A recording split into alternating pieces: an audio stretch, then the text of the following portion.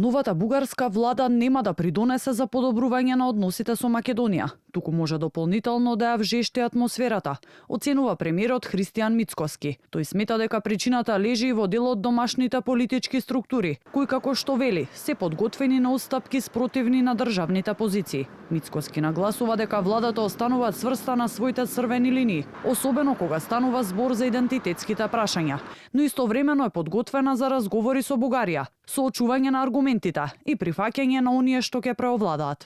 Ако ме прашате лично мислење, ќе ви дадам лично мислење. Не очекувам воопшто да се промери атмосферата, напротив.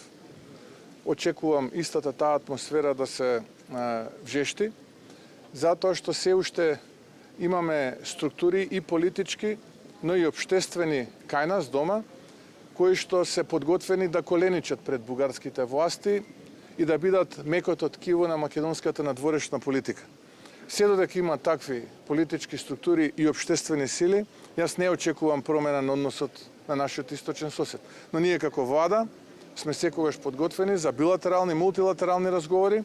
Лидерот на опозицијската СДСМ Венко Филипче пак обвинува дека премиерот со неговото владење ширил пропаганда, создавал вештачки непријатели и поделби меѓу граѓаните на патриоти и предавници. Филипче вели дека не слушнал бугарската страна да го негира македонскиот идентитет и според него не постои реален ризик од уставните измени. Ние никаде од Бугарија не сме слушнале дека го негира нашиот идентитет.